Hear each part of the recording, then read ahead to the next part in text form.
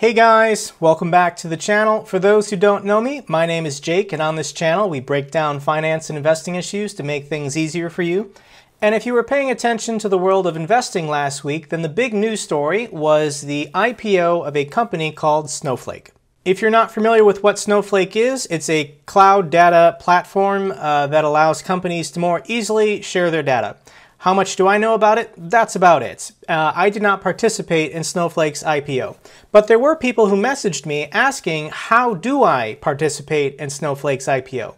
I want to buy Snowflake for its IPO listed price. So let's just figure out how to do that. I think the easiest way is for me just to show you my Charles Schwab brokerage account.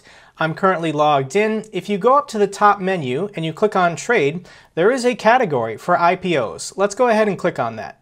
And this is what Charles Schwab is telling me. It's telling me, offering information, status of your conditional offers to purchase. So if I want to buy any company at its initial IPO price, I can't do that. And the reason why is because there's a limited share. So if there's a limited amount of new stock being issued, then who gets to get it? And this is kind of a controversial process. On Fidelity's website, they do a really good job of just being upfront and explaining exactly what the process is. And they say, each customer who wants to participate in an IPO offering is evaluated and ranked based on his or her assets and the revenue they generate for the brokerage firm. Typically, customers with significant long-term relationships with their brokerage will receive higher priority than those with smaller or new relationships. So if we go back to Charles Schwab, I'm not seeing any offers to participate in any IPOs because one, my relationship with Schwab is too short and my holdings in my brokerage account are too small. Traditionally, people with longer, larger holdings with a brokerage firm, they're called institutional clients. And those are the people that are given IPO offerings through their broker. And if you're not familiar with the IPO process, basically every startup, every private company has to initially raise private capital. They have to go to angel investors or private equity firms in order to raise money to grow their business. And they are being issued shares. So like if you're an angel investor, you're being issued shares in exchange for giving a lot of money to this new company. However, you can't really do anything with those shares. They're not publicly traded. You can't, go on the New York Stock Exchange and sell them.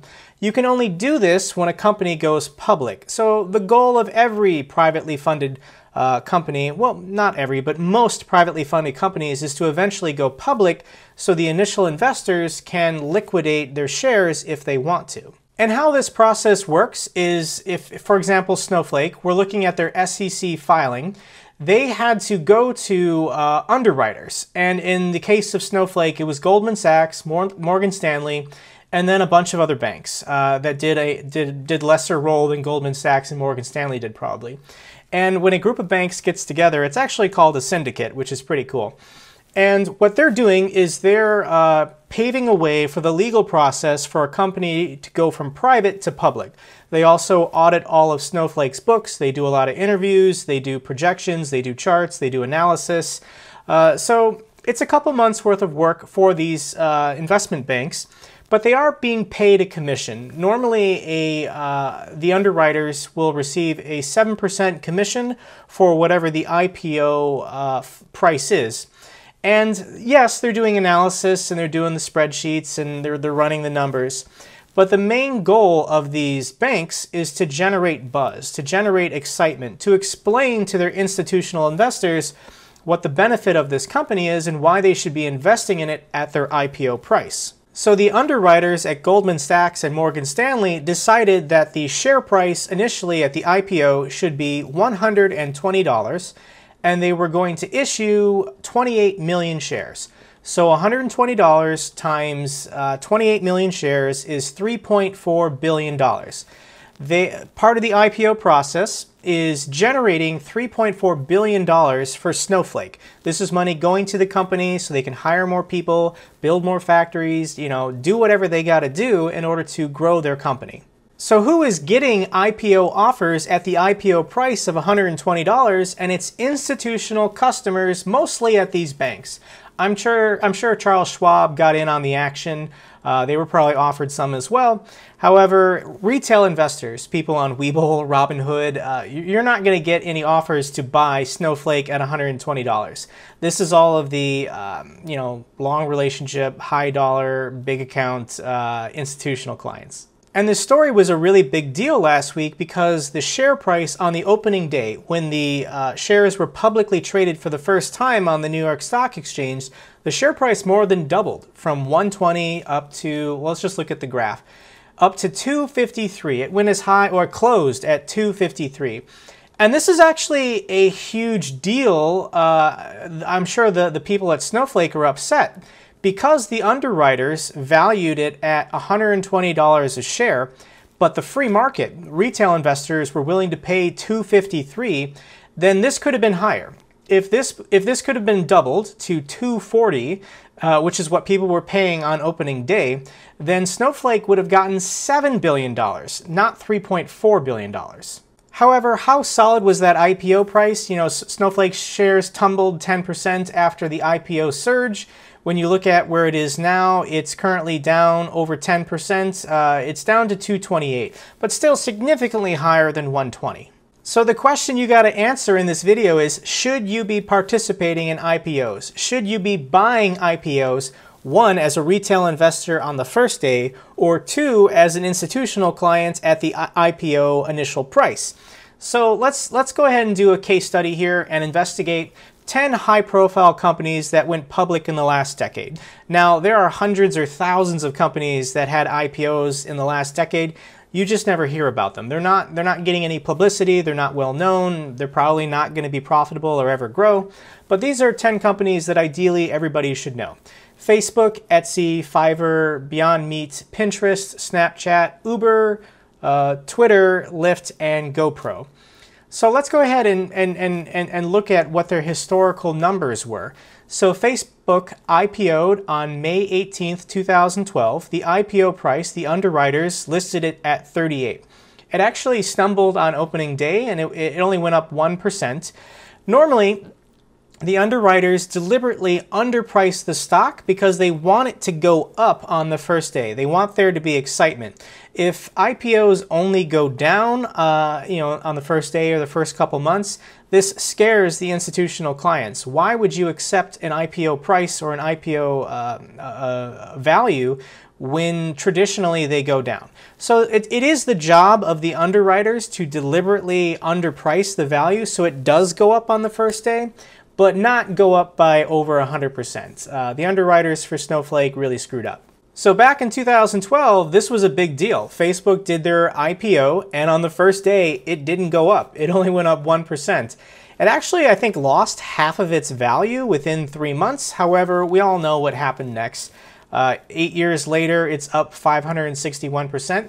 Facebook is the case example that everybody wants to emulate. They want to say, I need to invest in this hot stock today. It could be the next Amazon, or it could be the next Facebook. Let's look at Etsy. Etsy's IPO price was $16. It then shot up to $27 on the first day.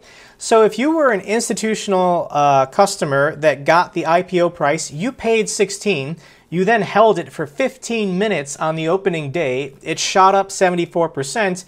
You then sold and made a 74% profit. Now, I should add a disclaimer here that institutional clients that are given IPO offerings, if they sell within the first 30 days, 90 days, 1 year, whatever, this actually makes the brokerage company look bad. They don't want IPO stock prices to crash by people just speculating on the first day. So usually there's lockup agreements for angel investors or company insiders or private equity firms or institutional clients that get the IPO price. They agree to hold the stock for a certain period. Now, obviously, it's your money, it's your stock, you can do whatever you want, but it could affect whether or not your brokerage company will offer you IPOs in the future. Now, Etsy is currently in the S&P 500. It was just added. It's up 305% from its opening day. It's definitely one of those companies that has benefited from the pandemic as people are trying to work from home and sell online. The next company is Fiverr. Once again, this is another company that has benefited from the pandemic and people trying to work from home, do freelance work through their website. Their IPO price was at 21. It shot up to 31 on opening day. So once again, a nice 50% profit for those institutional investors, but it is up 292% since opening day. Next company might be an outlier altogether, but this is Beyond Meat. Their IPO price was $25. It shot up to 66 on opening day. So 167% profit for the institutional clients. It is up 118% since opening day, but this is one of those companies that people just believe in. Maybe the valuation or metrics isn't there. Once again, just my opinion. This is an opinion channel, but people investing in Beyond Meat want to support it. They want to invest in it because they believe in the mission statement of this plant-based meat company. Next company is Pinterest. Their IPO price was $19. It shot up to 24 on the opening day, 28% gain. It is up 51% since opening day, and Pinterest is a pretty solid business that's doing okay. Next company is Twitter. Twitter's IPO price was $26. It shot up to 41 on opening day, 60% gain.